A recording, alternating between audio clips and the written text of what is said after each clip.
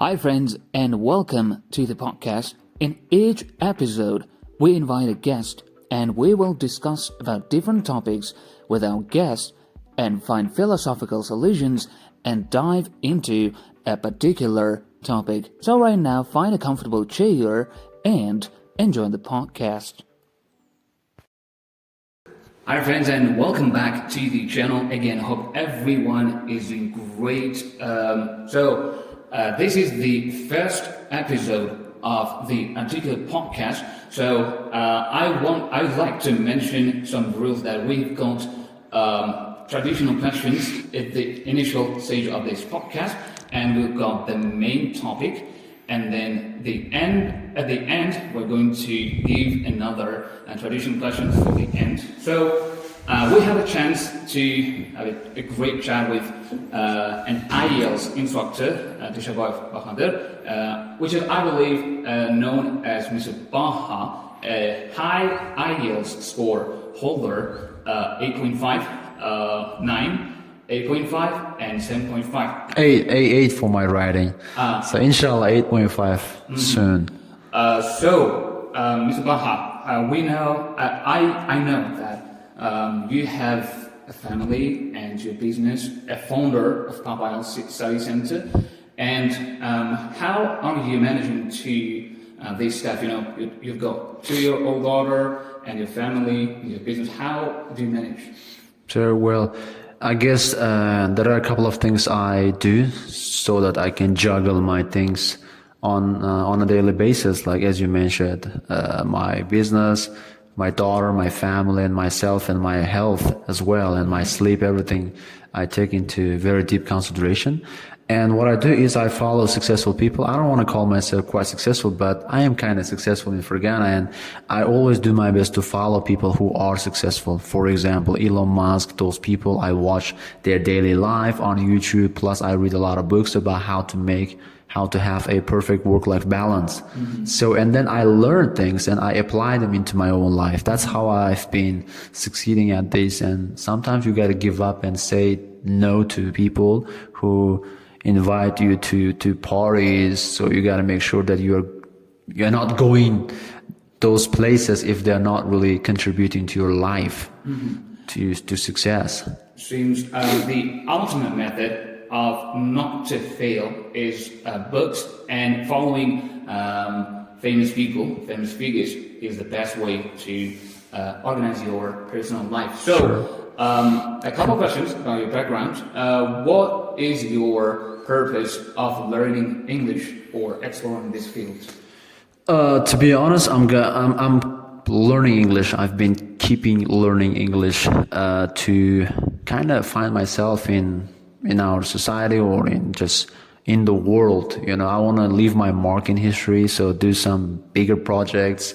Not only teach IELTS in Fergana, but I have like long-term ambitions and goals that I want to see myself in Forbes journal and giving interviews on big stages around the world, like economic forums, maybe meet successful people like Elon Musk, Jack Ma, those people, giving interviews together. And I want to be a person whom my generations can be proud of. That's why I knew that the key to these things is learning English, because those people, all of them speak English. So the more English you speak and learn, the more opportunities you have in the world. Because look at those books and successful people, all the information is in English language. So it's kind of, I don't know, man, holy grail. Quite ambitious. Yeah. Thank you for answer. So let's move on to the next question. So you know the topic is right. So what is your opinion about the toxic productivity? Do you follow or not?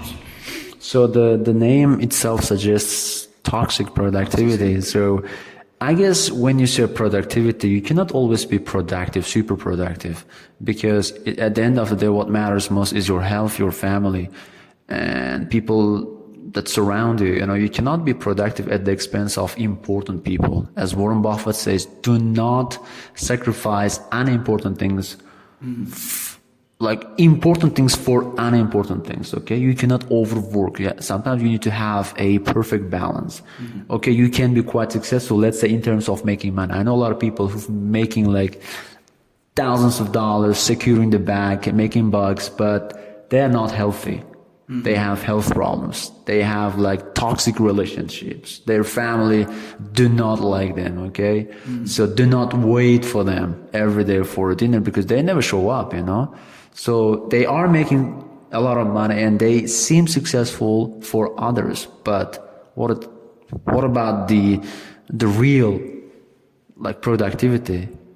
Is to be productive in all aspects of your life, your family, your job, your business, relationship, everything. So that's why I think toxic productivity is kind of dangerous, maybe, if I'm not mistaken. So it depends. So kind of you do not support the idea of this toxic productivity, or I guess sometimes we need to support. Like toxic productive. For example, if you are having a dinner with your parents and you can be with them for an hour every day during the dinner time, and if they start talking about something not really important for you, then I guess it's better for you to leave the table and say, my mom, my dad, I love you so much, but I gotta do something, you know. And then in a nice way, you just have to, you know, using a sandwich technique, we call it, sandwich technique.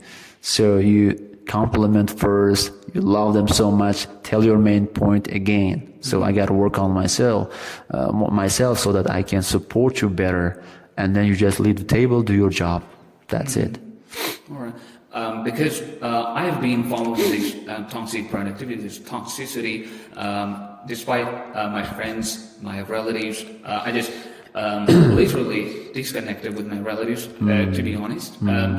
Maximum I can reach 4 days until Thursday. I make toxic productivity, and then I feel kind of fatigue inside my brain. That my brain wants to get rid of from everything. That's enough. You've practiced, but this is the end of boundary. That's up to you. If you keep being toxic productivity, then you should. But if you make these boundaries, until Thursday, you're not going. I state to myself, you're not going to be toxic productivity. If you ruin your day by ending the Thursday, but I gotta organize these podcastings, from Friday, making questionnaires for this. I guess you are unlikely the person who follows toxic productivity, right? Yeah. And as you have mentioned before, that might be dangerous for people that I know this conception, being toxic productivity, that you get fatigueness. Tired, like overwhelmed, you feel and so first, that if you want to be successful, let's say you follow a toxic productivity, you become famous, you become successful, but at the end of the day, who will be next to you to celebrate your success? So if you're not maintaining a strong bond with your friends and family members, so you are gonna be celebrating your success alone on your own, and there are no people around you maybe. So it's not about only being successful, but it's about being successful and celebrating your success with your close people. So along the way, you may lose some people, like who are really important. So it's very hard, kind of rocket science, to make a perfect life balance, Rocket science, yeah. So but for me, I believe in toxic productivity that makes you successful.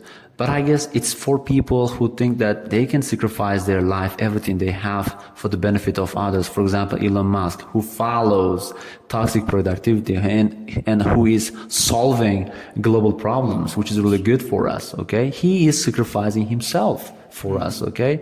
And I guess sometimes it's good because you think that, okay, God has sent me to this world to solve problems that are beyond the capacity of a lot of people. So if no one is being able to do that, I gotta do myself.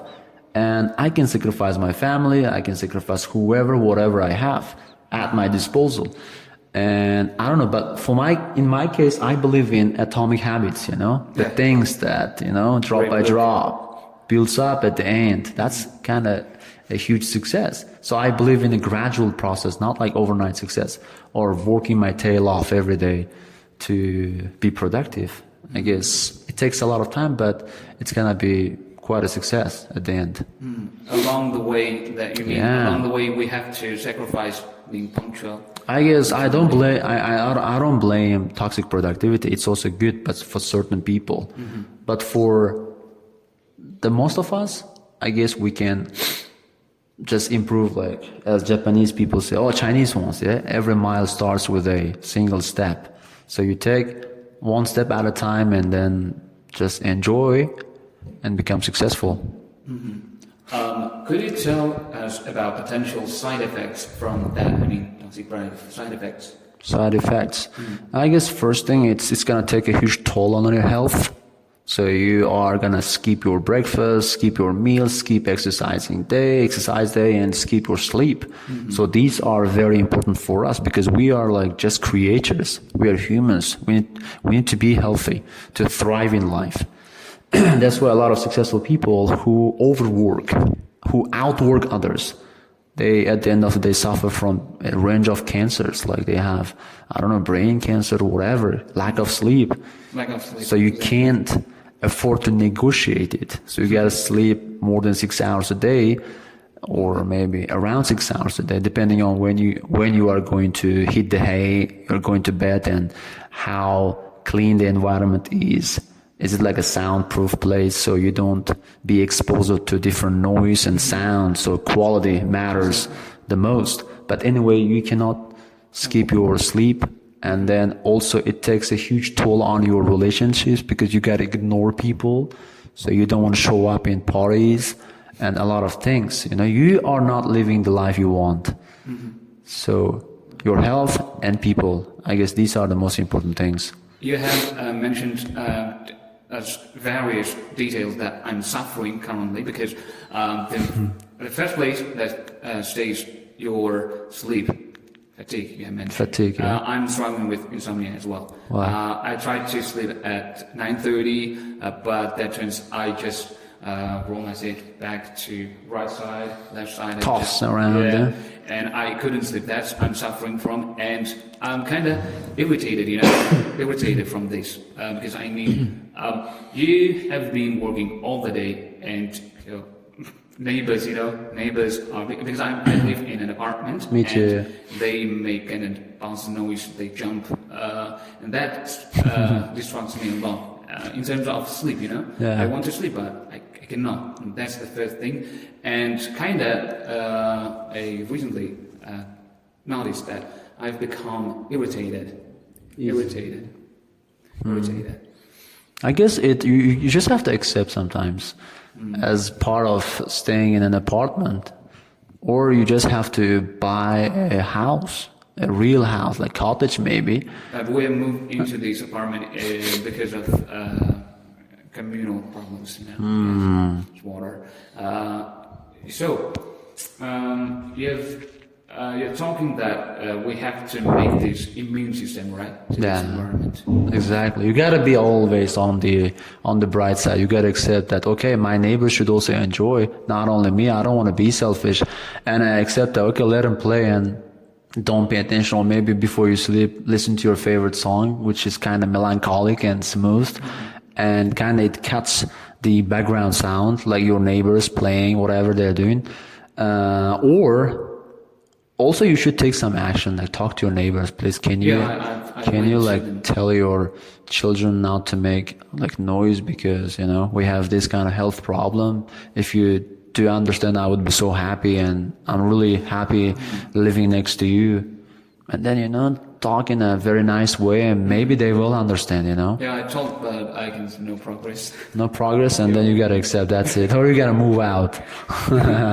So, as you gave us the article recently, a previous lesson, melatonin, I read this article and immediately went to the chemist and bought melatonin. Wow. And that helps you to sleep quickly, more than your actual sleep. Exactly. That's called a circadian rhythm that regulates your Circadian rhythm, circadian yeah. rhythm.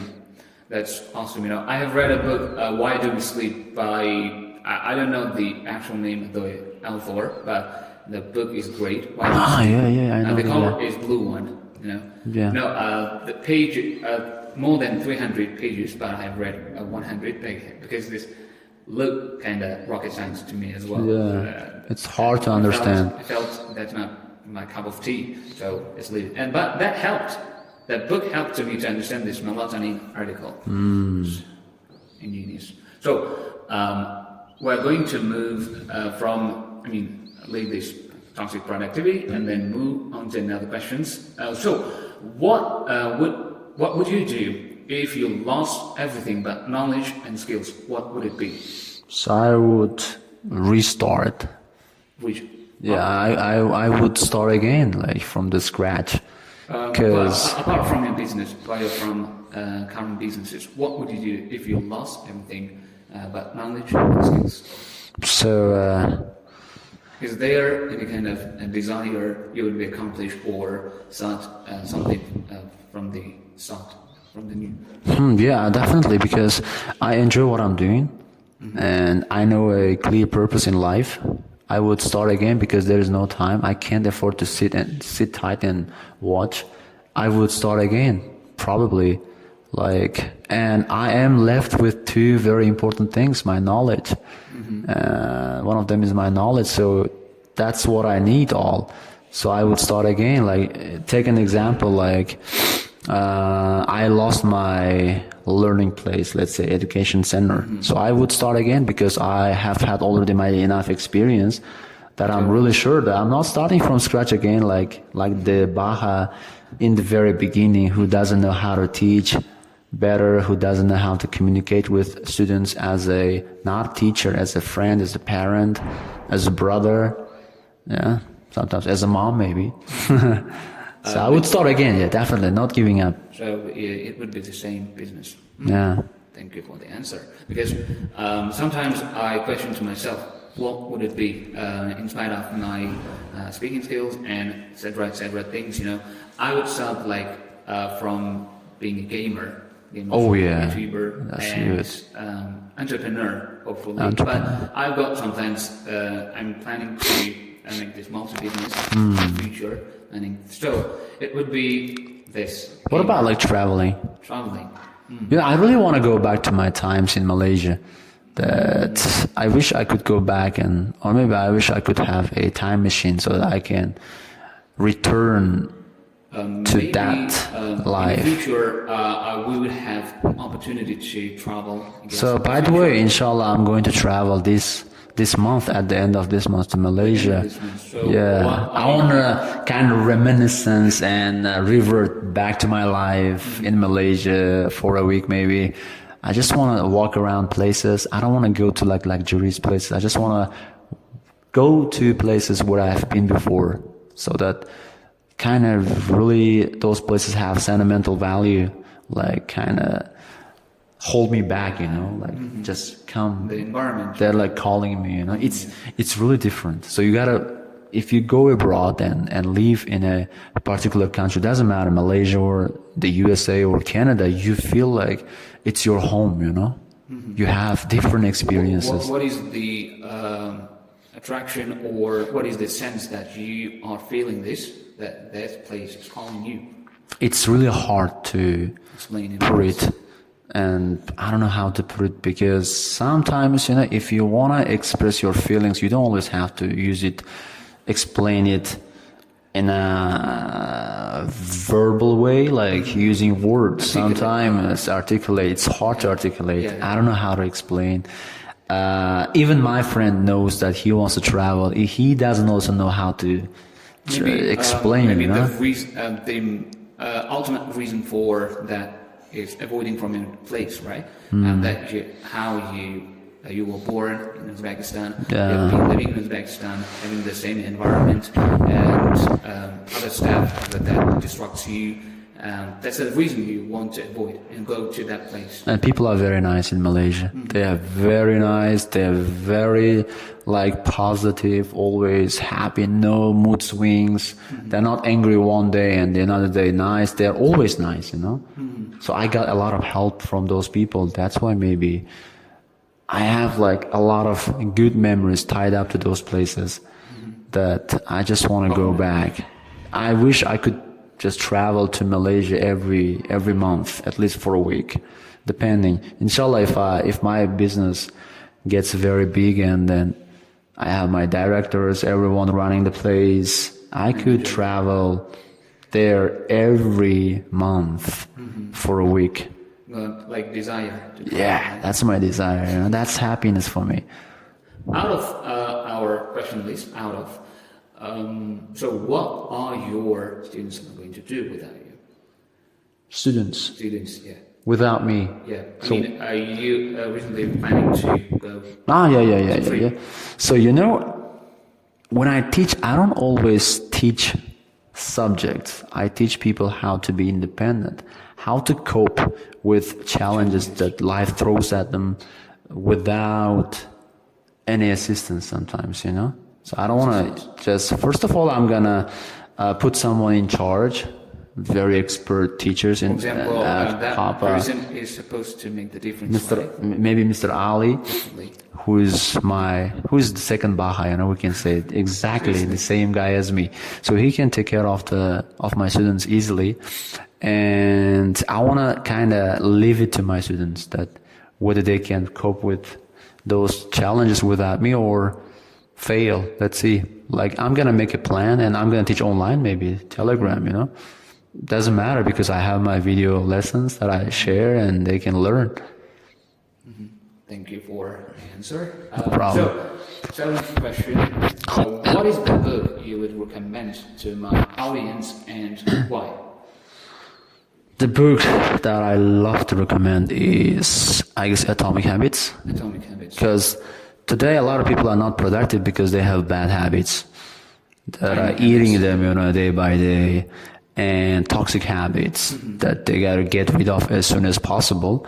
That's why I'm gonna recommend your readers that they read that book and apply. Don't read, don't be trapped by the quantity over quality idea. They gotta read maybe 1 page a day. And it's not about only reading. It's not about only speed, that how much time you spend to finish the book, but it's about how much you can get out of the book and apply, how much change. It's not about the quantity. Exactly, you learn one habit, one chapter, apply it into your life. And once you see that it's progressing, you start loving the book, believing, having your faith in the book, That's how you should read books. Like you cannot read one book a day, like genius. No, Unless man. you're a native. Exactly. One line. It's hard to apply even one line into your life, So you are finishing a whole book and there are thousands of tips that you got to follow, but how can you do that? Maybe you can finish the book in a year and become a totally transformed person at the end of the day. Different person, That's why I recommend that book. 1 chapter a month, maybe. Just apply, change your life. That's it. That's the best book I've read so far. James Clear, however, contributed a lot for people who not everyone cannot understand problems, He depicted, during his presentation, he depicted these problems on this graph. Yeah. Every detail is clear, how we struggle, how we, for example, Atomic Habits. If you want to, I like the idea, if you want to read a book, then at the evening, for example, let's say, if you want to read a book, just set your book behind your pillow. Exactly. That's the best remedy. Kind of clue, yeah? Clue, yeah. That's the best option.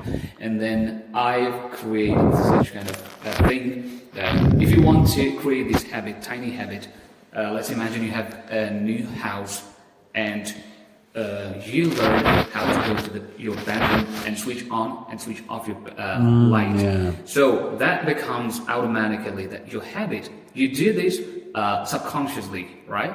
And your niche, your goals, that the process of doing your things become a habit, the strong habit. Not everyone has imagined that. Who knows that? Switching on or switching off their lamp. I guess you're talking about the book called The Power of Habit. power habit. Yeah, because they are very quite similar. I guess the example is from the book that's called The I don't Power know, of Habits. I have become with this idea by my own, I guess, after reading this Atomic Habits. James Clear. Yeah. Nice, I guess. So, And- like just quitting your habit is easy. It'll become easier after reading the book. So I got rid of a lot of my bad habits after reading the book, like eating snacks that are not healthy, and then junk food, fast food. But actually I had not been eating a lot, but now I'm not eating at all. So that's how I escape it, those like toxic junk foods. And always clean your environment. That make sure that no soda drinks in your fridge or around the house. So you just throw them out of the house, just never and ever allow them enter your house. Access. Yeah, it's really good because when you have an easy access to those things, you can easily grab one of those and then drink, and oh my God, you're gonna regret. Oh, I had my Pepsi now. So now I'm not drinking Pepsi because I don't have Pepsi in my house. And my family, even my daughter was drinking Pepsi a lot, 2-year-old daughter. And now we don't have Pepsi. She's not asking for Pepsi.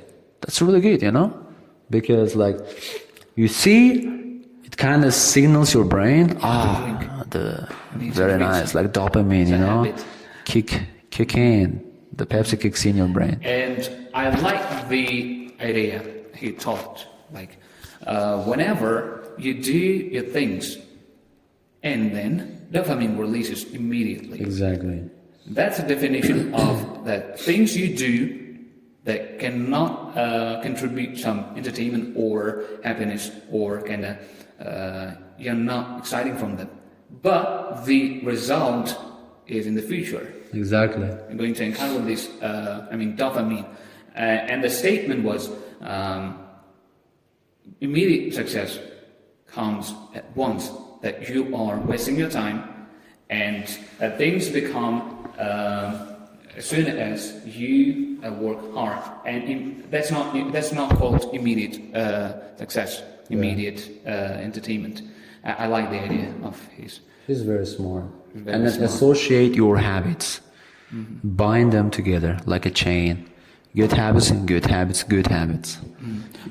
Whenever I just watch YouTube channel, then immediate excitement comes into mind, and I'm excited. I'm watching this or playing video games. That comes exactly. He was totally 100% right about this immediate excitement. And whenever I do my homework, I'm pushing myself. And as the days went on, I realized that success is coming. I'm making some progress. That's proven way. That's a nice book. So you have to read Atomic Habits as well. Both does not matter in Uzbek or in Russian, in English does not matter. So next question is, what is the movie you recommend to my audience? The movie, oh my God, based on productivity or just whatever? Whatever, in general. So my favorite movie is Hitch Style. Hitch Style. Style. Will Smith, a date doctor. So the guy in the movie helps people to find their loved ones. Not find, but to get their loved ones. For example, you love someone, but you don't know how to approach that person, and in that case, you can just visit Mr. Will Smith. His name was Hitch in the movie. So you can visit Mr. Hitch, and he tells you, he gives you some tips, and he helps you to have that girl sweep off her like feet, kind of fall in love with you from the first sight. Like he does a lot of research about the girl and teaches the guy, and then the guy learns, fixes himself, and eventually get the girl. That's a great movie. I love the movie. And he explores the background of yeah. I don't know. I don't care about the idea because we are Muslims and it's kind of hard. But I guess you can apply those things into your wife maybe. in a halal way. You know, Muslims should be nimble. We gotta be smart. That we take advantage of every single action. So you gotta learn, research your wife once you got married. I don't know. I just like the vibe of the movie and the way Mr. Hitch played. Awesome. It's fantastic. The news told me Will Smith gave up on the word. Yeah. But you're saying that that's a movie, 2022, right? No, the movie is 2005, I guess. 2005 or 6. And you sent that movie to Exactly. 2022, but That was an Emancipation? yeah, That's a different one. And because the guy slapped the exactly. the host. Like that's like his judgment to himself. Yeah. Judgment, like leaving his career. Yeah, because the guy who got slapped by Will Smith was very rude. He was making fun of his sick wife. So that's not appropriate. But anyway, Hollywood protected the guy, not Mr. Smith, I guess, which is really wrong. So you cannot just watch people while they're making fun of your family members, especially females. I would have killed the guy if I had been there, Luckily, Mr. Smith only ended up the show with a nice slap, but yeah, that was inappropriate. And the guy who slept, he reacted to this situation, approach to this situation. Wow, he said, wow. Quick move. So, last question. What is your question to me? My question. So I guess everyone would ask the same question. How could you improve your speaking? So the way you talk is very nice. Your intonation, everything is in place. And how much time have you spent and what have you been doing to improve your speaking to a great level? Interesting question. Thanks for the question. In 2019, I was studying in an isolated environment because of the, I couldn't find a teacher, so I kind of promised to myself, the person I'm going to meet at university whether is his English teacher. He's going to be my teacher. That's all. I promise. And then he taught me for 6 months, and there was pandemic appeared in 2020. So during this pandemic, I spent my whole day by reading books in my father's car, by reading books, analyzing them. And one teacher recommended to read The Alchemist at my university. So after reading this book, I've kind of explored my voice. So everyone in this field, English language, they should find their accent, their pronunciation, and I thought I should really work on my voice. So first, there was a desire to become a dubbing person, dubbing for movies or trailers, and then I dig inside this field. So that was hard to pronounce with a deep voice. That's my voice. My current person I'm following is Dwayne Johnson. The way he speaks, very nice. And I record. So the way I improve my reading, speaking skills is just books by reading loud. Especially Crazy Hugo. I read this book by reading loud with my voice. And so what do you think, how people should learn words? So my tip is never learn them. Never learn. It's like just keep listening. That's the way. They should become like a natural for you. That's the way I gave this question, because I learned how to pronounce the word, every single word, and the transcription, the definition as well. And then, people started to like my pronunciation, accent, and I'm proud. First of all, this is Allah, and this is God's grace for me. Exactly. Everyone, they have got grace. So that's the way. Wow. Thank you. Thank you, bro. That was a So nice. thank you for being here in my podcast. Thank you. Sabaha. So hope you guys enjoyed so far. As the second episode, I'm going to release next week. So be in touch. See you again later. See you.